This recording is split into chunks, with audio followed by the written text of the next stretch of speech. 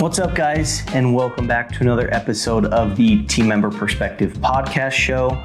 I'm your host, Coulter, and today I want to talk about 2024. I mean, it is upon us.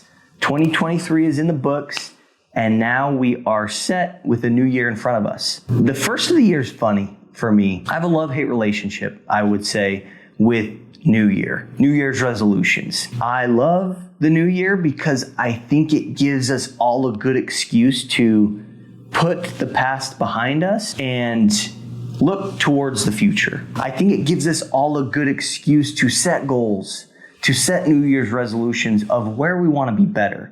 Maybe you want to develop more of a healthy lifestyle, and that involves going to the gym. Maybe you're eating healthier, and so you get to set those goals. Maybe it involves business and making more money as a team member, selling more policies, having a bigger impact with your customers, and just doing more. Or maybe it's with your relationships. Maybe you want to set some goals and this year in 2024, we're going to improve our relationships.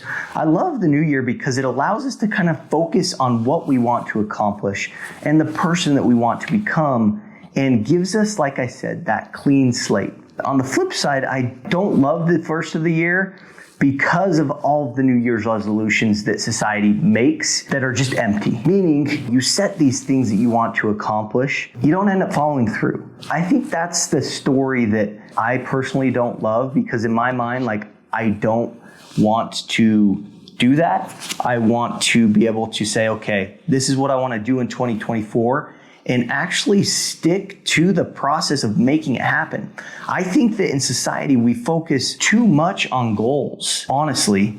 That might be my hot take, but I think we focus too much on goals and not enough on the process.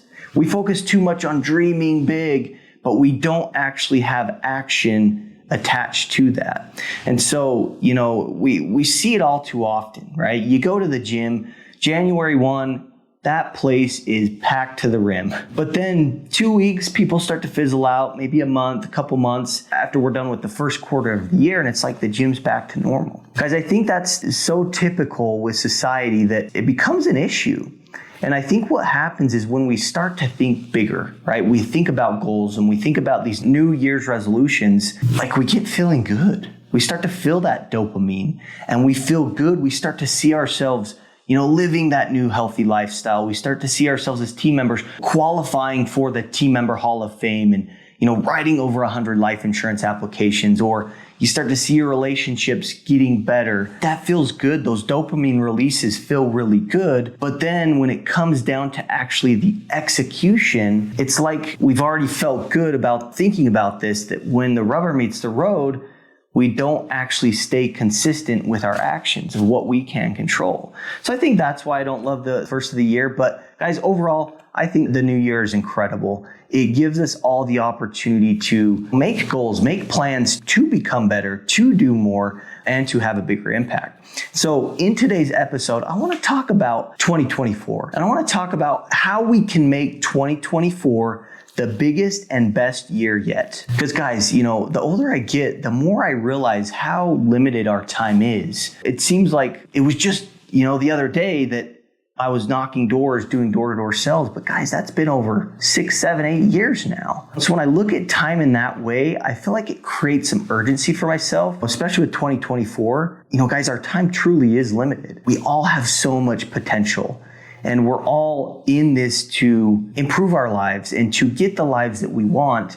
So I want to talk about some tactical things that we can do in 2024 to make it the biggest and best year yet. And guys, these are all things that I have learned from different mentors. But more importantly, these are things that I have done consistently over the last handful of years to actually get results. And so I want to share those things with you today. Number one of the things that has allowed me to go from thought to reality and actually make things happen is weekly planning. Mess creates stress. And in my experience, I don't want to be stressed. And when I'm stressed, I'm not actually tapping into my full potential. And so weekly planning has been a tool that I was first introduced to when I was a missionary for my church. And this would have been back in 2013. 2013 to 2015, I was a missionary for my church. Weekly planning and planning in general was a big part of what we did. And early on, I'd plan, and a lot of times I'd be like, man, are we over planning? Or like, what are we doing here? But the longer that I did it and the more that I saw how it would help me, the more I did, right? The more we accomplished because we were intentional with what we wanted to accomplish. And so weekly planning is something that I took as a missionary. I took it when I was a door-to-door salesman. I applied it there, and especially as a team member in the insurance space. Weekly planning was a big part of my consistent success. So for me, it was just simple. Set aside some time during the week and just do it consistently to where you can plan for the next week ahead, right? Or the next month, however you want to do it. For me, doing it on a weekly basis allowed me to be intentional with what I wanted to accomplish. It allowed me to look over the previous week and look at my goals and see, how was I last week in, these different areas. It's allowed me to find more balance in being a team member to where, when weekly planning hits, what it kind of turned into for me was kind of just a brain dump. I'd spend 20, 30 minutes and really just get everything out of my mind and onto paper so I could start to kind of be more organized and evaluate, the previous week in different areas of, did I have the conversation that I needed to have to stay on track to hit my life insurance goal? Did I show up to work every day with a positive attitude? Right? I'm just evaluating myself so I can self-diagnose where I can focus for the next week so I can make sure that I'm staying on track for my goals. As I was intentional and made that part of what I did every week, it allowed me to be more organized. It allowed me to be more intentional. And again, make sure that I have the actions there to accomplish what I set out for the year. All right, so weekly planning was a big deal. And I think ultimately mess creates stress.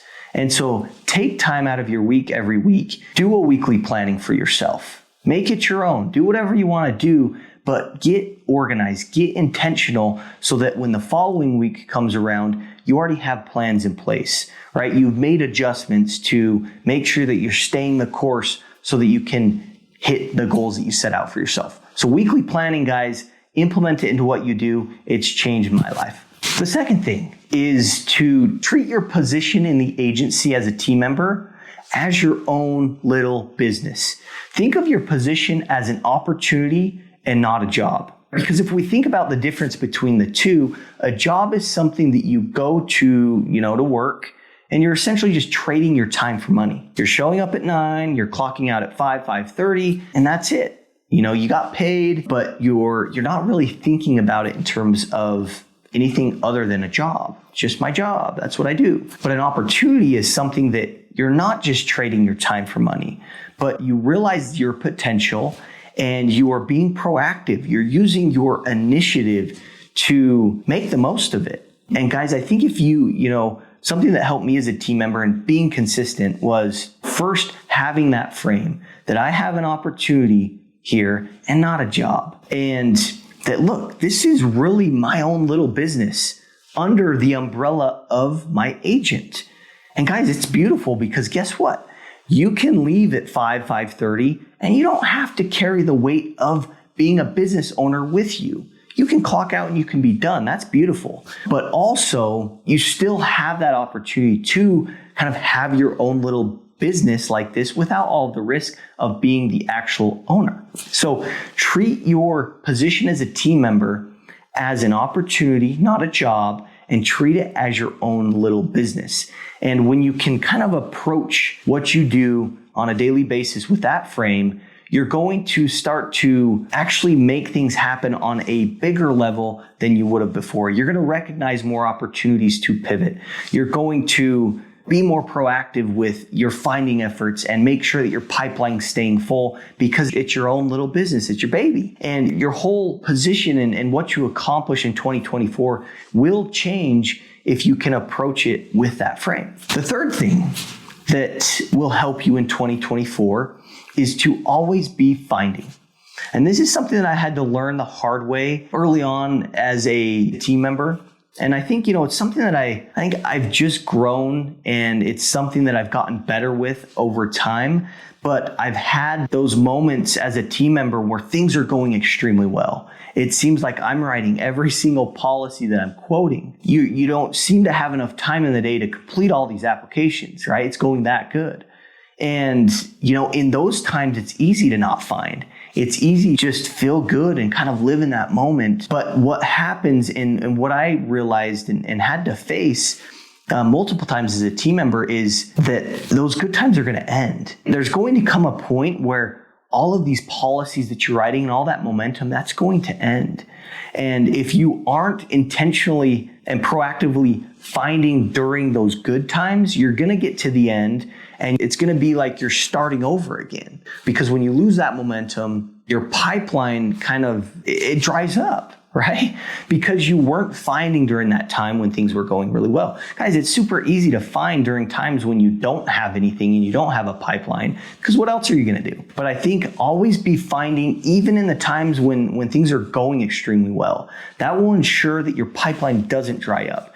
That is how you will create consistency in 2024 and avoid the fallacy of thinking of, oh yeah, things are going really well, we're good here. But then when those things end, it's like you have to start over again, right? So always be finding, even in the times when things are going extremely well for you. The fourth thing is to be proactive, not reactive.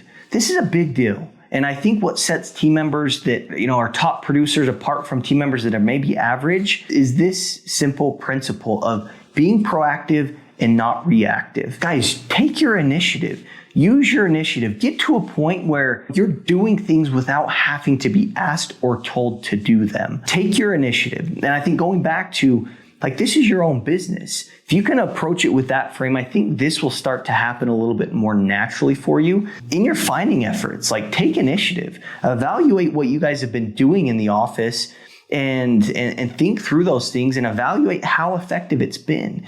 And, maybe if it's not been effective, let's stop doing the same things over and over and over again, expecting a different result. But let's use our own initiative. Let's be proactive and find different ways to find. So maybe you've been calling all of the aged leads and that's just not working as well for you.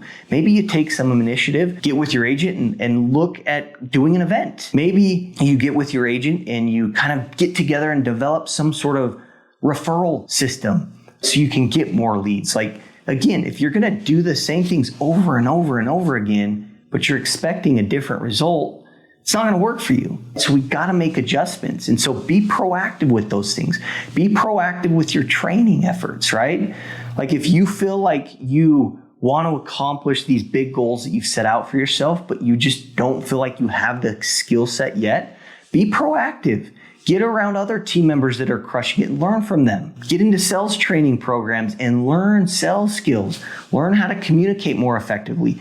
Take initiative and make it happen for yourself. And so guys, be proactive with what you do. When you've got a customer on the phone, train yourself to actively look for different ways to improve their coverage, different ways to sell another policy for yourself and have a bigger impact. You've got to be proactive and not just reactive. We've got to get away from just showing up at 9 and just going through the motions and answering the phone, maybe here and there, and really kind of just looking through our phone, being distracted and not doing anything unless we're asked or told to do so. We've got to get away from that. We've got to get more to a proactive mindset and honestly just be more proactive with what we're doing. And the last thing that will help us all in 2024 to make it the biggest and the best year yet is to surround yourself with people that make you feel small. I'm a big believer that you are the average of the 5 people that you spend the most time with. I've seen it so many times in my life